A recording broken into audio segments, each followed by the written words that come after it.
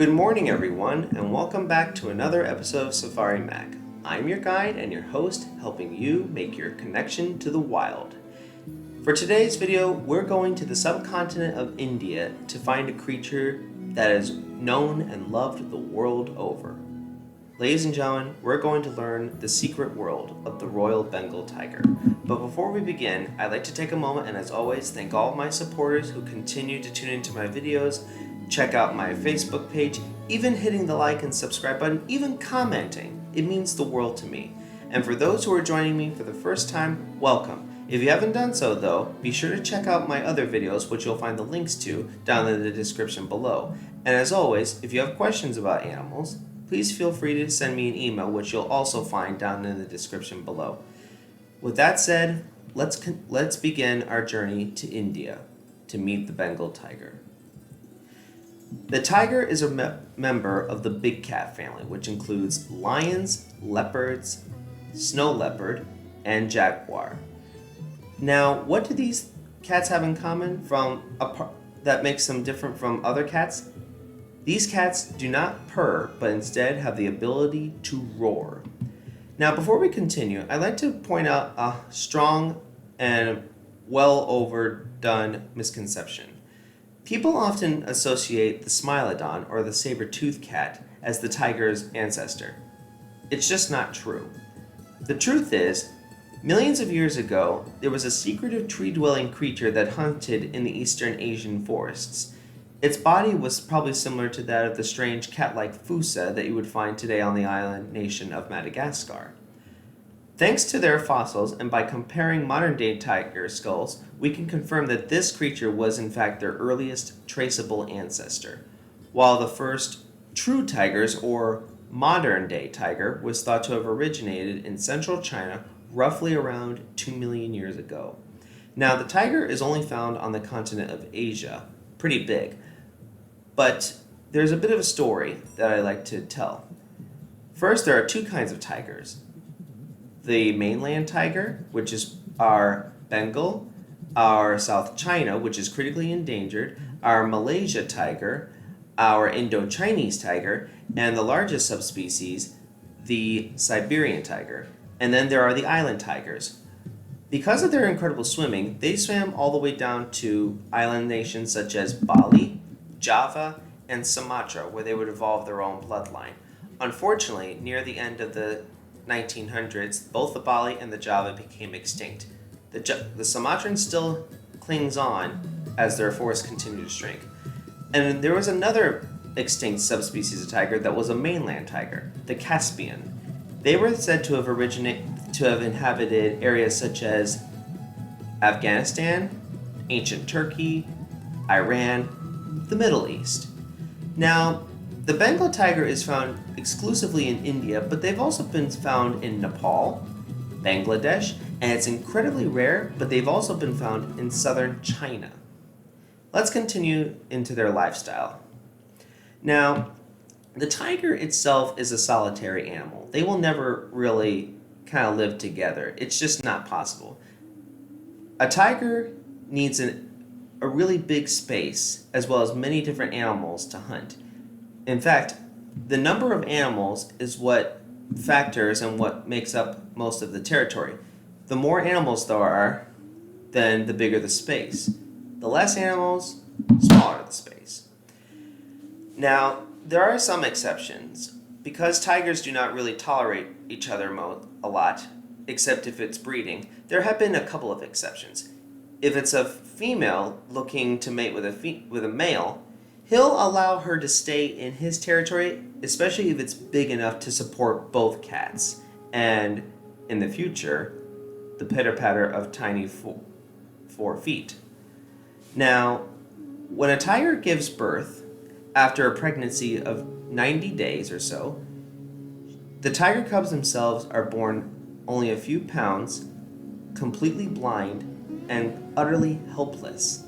Easily, they would become prey for pythons, wild dogs, and other cats, such as other tigers. Even leopards have been known to take tiger cubs. By the time they're a few weeks old, they're ready to tag along with mom and go and learn about their world with her.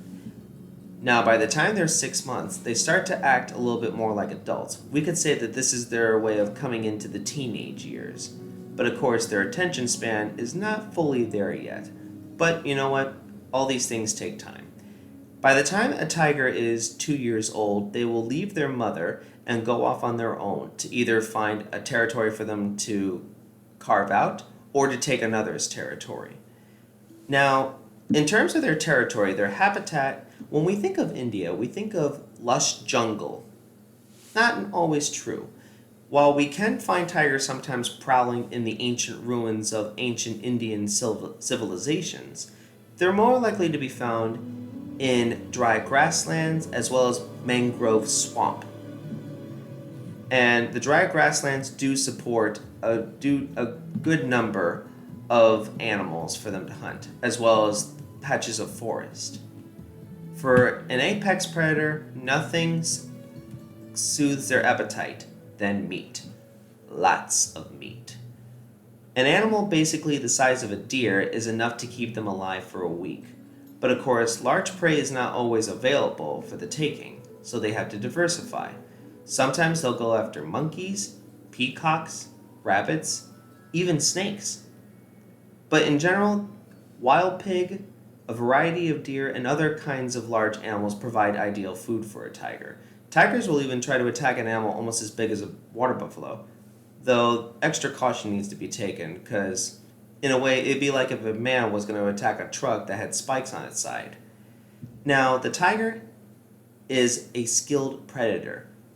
They crouch down, they silently, carefully, and quietly stalk their prey, trying ever so hard not to make a sound, not even a twig snap. They can't even allow themselves to be seen by other animals, not just their prey, but sometimes the monkeys or the peacocks, because once they set off an alarm, everyone scatters and then the hunt is ruined. So it's hard enough for a male tiger. It's even more difficult for a mother tiger. Because tigers will only succeed once out of every 10 hunts, so 10% of the time, as a mother with growing cubs, she has to make every single hunt count if her children are to survive and become the next generation. In addition to their history on Earth, the tiger has had a great impact on the human culture of India.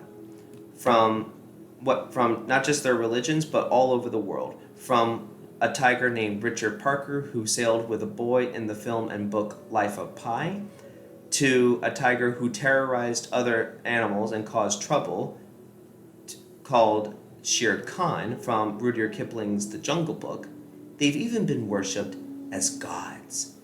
In fact, it was believed that anybody that killed a tiger would receive a punishment from the gods as an act of sin. In some parts of Asia, it's even been considered to be very rash and highly disrespectful to call a tiger a tiger.